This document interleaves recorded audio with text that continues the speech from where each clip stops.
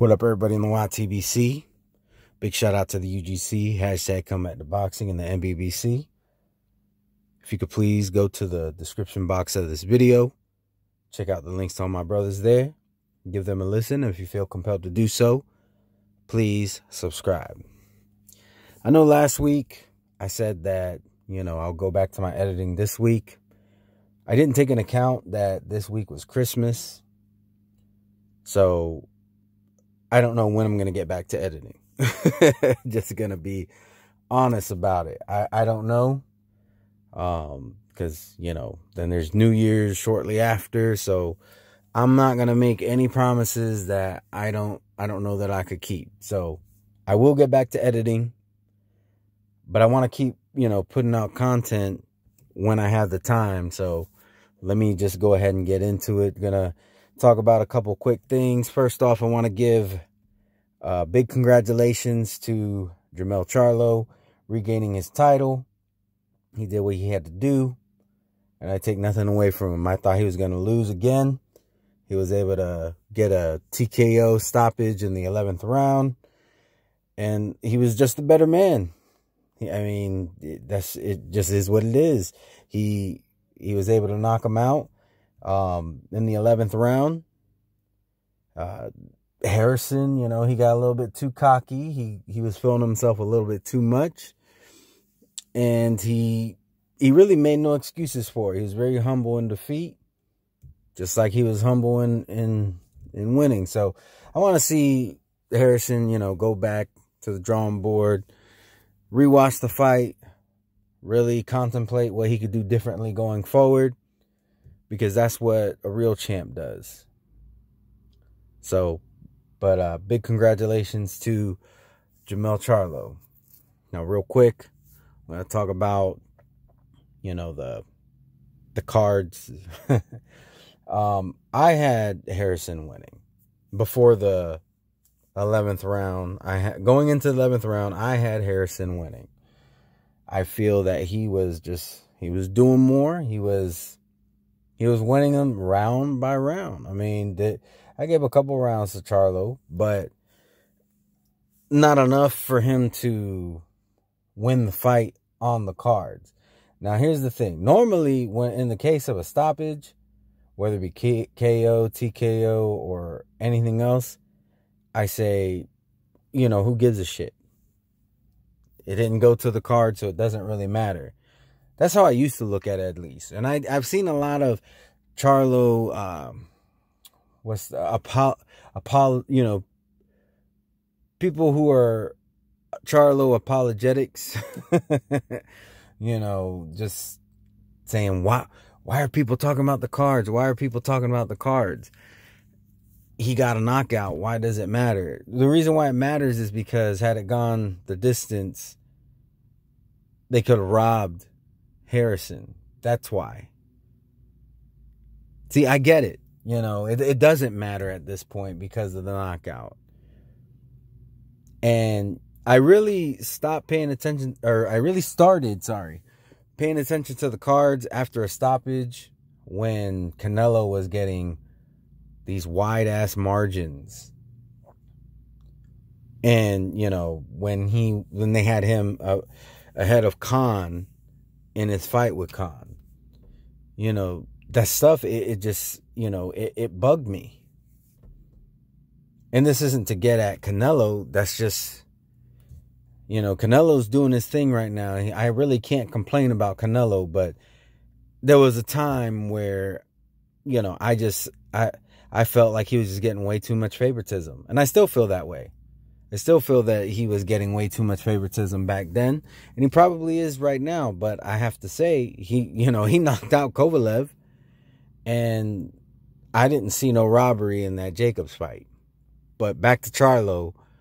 The only reason why we're bringing it up is because it could have ended up in a robbery. But you guys are right. It doesn't, in actuality, it doesn't matter. But going forward, who's to say that Charlo won't rob somebody of their, of their decision if he doesn't beat them? If he beats them and he gets the decision, I ain't mad at that. I ain't mad that he knocked out Harrison. It is what it is. I got to eat crow on that. But, you know, we have to question these things because there's just way too much inconsistency and favoritism that happens in the sport. And if we don't speak out on it, we're basically condoning it. So that's why we bring it up. Let me go ahead and talk about Spence a little bit. I saw the interview with Spence. Good to see that he looks like he wasn't banged up too badly. We don't know the extent of internal injuries. He says he don't want to take tune-ups, that he wants to, you know, possibly fight Danny Garcia, I guess, in May or June, sometime in the summer, possibly fall. I mean, if that's what he feels that he wants to do, if he feels that he's up to it and that he didn't get banged up, you know, to the point where it would affect his performance, I don't have a problem with that. But do know that he's making that decision. And if something happens and he fights Danny Garcia and he gets his ass whooped, I don't want to hear excuses, because it is his decision to do that. He can take a tune-up. He could take you know, more recovery time. There's a lot of things he can do, but he's choosing to get in the ring. And I'll use myself as an example. When people were making excuses for Anthony Joshua when he lost in that first Ruiz fight, I said, fuck that. If he had a concussion in sparring, he still decided to get in the ring. It's his career and it's his health. He has to manage that for himself. And if he wasn't 100% and he got in the ring, that is on him. I'm going to be the same. I'm going to keep that same energy for Errol Spence Jr. So I don't want to hear nothing about, you know, well, if it would have been before the car accident. Well, it wasn't. And he could have took more time off. He could have took tune-ups. He could listen to his doctors, whatever they're telling him. If they're telling him he shouldn't box the whole year of 2020, whatever the case may be, it is his career to manage. And at the end of the day, he gets in that ring and he gets his ass whooped. It is what it is. Now, one more thing. Actually, before I move on to the next topic, because I got one more thing that I want to talk about that's very serious, and it is in regards to the boxing community we have here on YouTube. But another thing, since we're on the topic of Spence, I was listening to Unbiased's live the night after Charlo won, and I'm sorry, I normally wouldn't even touch on this stuff, but I just think it's so ridiculous. El Jefe said that Terrence Bud Crawford should move up to fight Jermell Charlo since nobody else will fight him. And he said he has to do something. I don't have a problem with the he has to do something part. He does. He has to do something. But going up in weight to fight Jermell Charlo when he's already fighting guys who are bigger than him at welterweight, going up to fight Jermell Charlo makes no sense for a couple different reasons. One, just too big. I think Terrence Bud Crawford has hit his ceiling. I don't think he can go up any higher than welterweight. He might be able to fight some fringe contenders at 154 pounds, but we're talking about fighting a champion who just came off of a knockout win. There's only so much that Terrence Bud Crawford can do. There's only so much that his skill will carry him. And I honestly think going up to fight Charlo would be a big mistake, an unnecessary risk.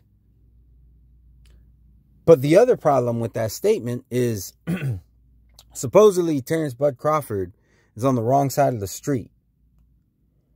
But in order to get the Spence fight, he would have to move up to fight another PBC fighter who's bigger than him. He's already trying to fight a PBC fighter who's bigger than him at 147 pounds in Errol Spence Jr. But the way he's going to get the fight is by moving up to fight an even bigger PBC fighter. That makes no sense. Let's cut the middleman out. Let's cut out the bullshit. Just have Spence fight Terrence Bud Crawford. Like, that shit just made no sense to me. He should move up to fight a PBC guy so that he could fight another PBC guy who is in his division already. Like, that makes no sense. Makes no sense at all. But some of these fans, they just, they can't keep it 100. And this guy is the first one to say that he's not capping, but he's full of shit. Now let's go ahead and move on to the final thing I want to talk about. I want to address the community on something. When I address you on this, I'm not talking about just the UGC. I'm not talking about just the NBBC. I'm not talking about hashtag come at the boxing. I'm talking about all of YouTube. That includes the LDBC. Y'all can say that you're not part of the YTBC all y'all want, but the matter of fact is that y'all are on YouTube talking boxing, making money off of YouTube talking boxing. So whether you want to wear that jacket or not, you're wearing it. I just watched a video by Mr. Two Hands. Big shout out to him. I'll try to remember to put the link to his video in this. First off, Mr. Two Hands, keep your head up, man. I know you're frustrated with these fans who just want to come at you and call you a coon and say you're buck dancing and they're calling you Uncle Tom. First off, the Uncle Tom shit, that just shows how ignorant they are. Not that long ago, Angel Santos, shout out to him, he played a clip from, I think it was the Jeffersons, where they talked about Uncle Tom's Cabin, which is where the term Uncle Tom comes from. But Uncle Tom was actually not a coon. Uncle Tom was a real African, you know, I'm not saying, I don't know if it's based on a true story or not, but the context of Uncle Tom, if he's real or not, the character in that story is a real African American doing what he should be doing, trying to help free slaves. So first off, people calling you Uncle Tom, take that in stride, because in actuality, they may not realize it, but they are complimenting you. I know that's not their intent, but that just goes to show you how stupid these people are. That's why I say take it in stride, because that at the end of the day, these dudes don't know shit. But now to address the community, because Mr. Two Hands Up, he don't need me to tell him, you know, to keep his head up. He don't need me to do shit. He's doing his thing already. I just want him to know he got my support and I got his back. But what y'all need to understand, and once again, I'm talking about everybody on YouTube. A lot of y'all are going to be in for a rude awakening, because YouTube is not fucking around. Right now, YouTube is cracking down on cyberbullying. Now, you can ridicule people who are public figures, but YouTube right now is not recognizing other YouTubers as public figures. Now, maybe some of the huge ones who have tens of millions of subscribers might be considered public figures, because a lot of them, you know, have been in movies and on TV and stuff. So they may be considered public figures. But as far as like boxing, I don't think I know of any boxing channel that's cracked 1 million. And I definitely don't know of any who has been on national TV except for IOTBA, and that's because he walked down to the ring with Errol Spence Jr. So, but back to what I'm saying. YouTube is cracking down on the cyberbullying. And a lot of y'all are poking at hornet's nests. You're talking a lot of shit, and you're feeling yourselves a little bit too much. Here's something that y'all need to understand, okay? All that shit that y'all brag about, making the super chats, which that shit don't make no sense to me to begin with. You're proud because you're a beggar on YouTube. Congratulations. But y'all brag about that shit. And you go and you use a lot of abusive language about other people. I don't watch none of those other side dudes. I'm going to keep it real. The only reason why I know that they talk shit about us is I'm in the UGC hangout and somebody will come across it and mention it. But if they don't mention it, I don't know about it because that shit doesn't bother me. Like just the other day, this one clown, he put a bunch of us in, you know, he like screenshot our channels and he's saying that we're afraid to debate him and all that shit. No, we're not afraid to debate you. I'll debate you, but I'm not going to debate you and allow you to make money off of it. Fuck that shit. We do free smoke over here. So if you want free smoke, come over here. I'll debate you here. Or I'll debate you on D. Jefferson or somebody else's channel. But I'm not debating you on your own channel because one, you can just mute me whenever the fuck you want. And two, you're going to be getting donations. Fuck that. I'm not feeding the machine. But ain't nobody afraid to debate y'all. But here's what y'all need to understand. What you're doing is considered cyberbullying. Now, like I said, I don't give a shit. You can say whatever the fuck you want. Y'all don't know shit about me. And at the end of the day, it's just YouTube. But YouTube gives a shit. And if you keep on talking all that bullshit, all that super chat money, all that AdSense that y'all are making, it's going to go bye-bye. Because you get your channel shut down, yeah, you can make a new channel. But now you got to start from square one. Hopefully everybody who was subscribed to you before will subscribe again. Hopefully not a whole lot of the people who were subscribed to you had passed away. But you're going to have to break that 1,000 subscriber point again. There's no guarantees in that. Some of y'all be able to do it easily, but it's not a guarantee for a lot of y'all. I'm going to keep it at 100. So you'll have to start all over again. And all that AdSense and super chats, that shit goes bye-bye. Now, you could still use Cash App and all that other bullshit. But if people don't even know you got shut down or whatever, they ain't going to see your new shit. So, a lot of y'all, you brag about that you have thousands of subscribers, but you don't realize that what you're doing could very easily get you from thousands to zero in an instant. In an instant. Now, like I said, I don't give a shit. Y'all could talk shit about me all y'all want. I'm on some other shit. I move very differently from y'all. I'm focused on what I do. Now, if somebody wants to hit that link and they want to come at me, we can debate. I'm not afraid to debate not one of y'all. Because a lot of y'all don't know shit. So there ain't nothing to be afraid of. I'm just not going to contribute to the machine. I'm not going to feed the monster by letting y'all make money off me. So, it is what it is. But y'all need to understand, you're putting your own, a lot of y'all depend on the money you make from YouTube. You're putting that shit at risk. I don't depend on YouTube. If I wanted to, I could start making videos about all of y'all and be, do the cyberbullying shit myself. But that's not what my channel is all about. I want to talk boxing, whatever y'all want to do. Y'all want to label me, whatever. I don't give a shit. Because I know who the real ones are and I know how they see me. I shouldn't even be warning y'all that you could get your shit shut down.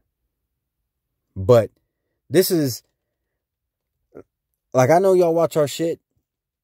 Because, like I said, that clown the other day, he's there, playing clips and shit. And the funny thing is, not to bash on Rocket Stripes, but he went a little bit overboard with what he was saying. But one thing that I noticed that clown did not mention is that Black was telling him, hey, you need to chill out with that. Black keeps the same energy. And like I said, I'm not knocking on Rocket Stripes. I think, he got a little heated in the moment. But you know what? Rocket Stripes, to my knowledge, doesn't make videos. So if he gets shut down, he can make a new account and it doesn't change Doesn't change a thing. But y'all dudes, you're putting a lot at risk. You have a lot at stake because you got very comfortable making money on YouTube, and that shit can be gone like that. But y'all are a bunch of dumbasses. So it is what it is. It is what it is. Hopefully you hear this. Hopefully you learn to just focus on what you're doing. Supposedly we ain't shit, but y'all are making videos about us. I don't make videos about the LDBC. I don't. All right. In fact, not long ago, if I do watch your shit, there was somebody from the LDBC that I went and I let him know that his newest video wasn't watchable because it had a copyright strike. I'm out there watching out for y'all dumbasses. And not to call that guy a dumbass, but, and then y'all have a problem with it. It's boxing talk. It's supposed to be fun. It ain't that serious, but y'all want to make it serious. But what you don't realize is y'all going to make it so serious that you're going to get your own shit shut down. And when all is said and done, you'll have to start from square one. Red Glove Militant will still be doing his thing. Black Horseman, with all his channels, will still be doing his thing. 1-2 Kid will still be doing his thing. Mr. Two Hands Up will still be doing his thing. And y'all be crying about how YouTube is racist because they shut your shit down, not realizing that, no, they're not racist. They don't have a bias against you. There are community guidelines, and y'all just don't give a damn. But you are going to when they hit you in your pockets. But anyways, that's all I got to say about that. I'm trying to research on some information on this COPPA thing, because I do want to educate my fellow uploaders on that. Just so y'all know, COPPA is not new. It's just catching up with YouTube now. COPPA has been around for a while. Disney actually got hit up for COPPA a couple years back because of a game that they had. I think it's called like Club Penguin or some shit. But it even dates long before that. You know, one thing I do know is, you know, Saturday morning cartoons. Let's say your kid is watching Pokemon. I don't know what kids watch these days. But let's say they're watching Pokemon. I do know that they are not allowed to air Pokemon advertisements for movies, video games, toys, merchandise, whatever, during the airing. So I do know that much. And there's been a lot of scumbag YouTubers who have been making a lot of money off of children. And that's why this shit is catching up with YouTube. Because they're advertising their, you know, their meet and greets and shit that you got to pay for, their own merchandise during their own videos. So me personally, I think that's what sparked all this shit. But I am going to get some more information on how this is affecting YouTube. And I want to make a video about it because, you know, just like with the cyberbullying shit, I want everybody to understand what you're getting into, what you have at risk. And as far as I know right now, with the cyberbullying, the biggest thing that can happen is your channel gets shut down. I would assume that if something serious happened, you know, cyberbully somebody and they commit suicide or something like that, I would imagine it something else more serious can happen to you as far as repercussions are concerned. But with COPPA, there's definitely things at risk right now. And some of y'all claim y'all make millions of dollars, but I guarantee you start getting hit with these $43,000 fines, you ain't gonna be happy about it. But I want to get some more information on it and put that video out there. That way we understand what we are risking when we're uploading on YouTube and how you can avoid something happening, covering your ass. That way, if something does happen, you have the receipts. You understand what your rights are, what you did. As long as you know you did everything right, you know that you'll be all right. You might have to go through some shit, because I'm gonna be honest, YouTube ain't perfect. Right now, YouTube is in a very weird place because they're cutting down on edgy content. But now if you're too family friendly, it could really hit you in your pockets, because you can lose up to 60% of your ad revenue. And that's all you're going to lose if you're lucky. Getting fined, where you're going to have to pay out of your own pocket, that's really what you want to avoid. Like, you won't give a shit about losing that 60% of ad revenue if you're having to pay $43,000 per infraction. So I want to help you all avoid that. But anyways, to all my subscribers, anybody watching my videos, or if you just so happen to stumble on this video, y'all have a wonderful, blessed day. Peace.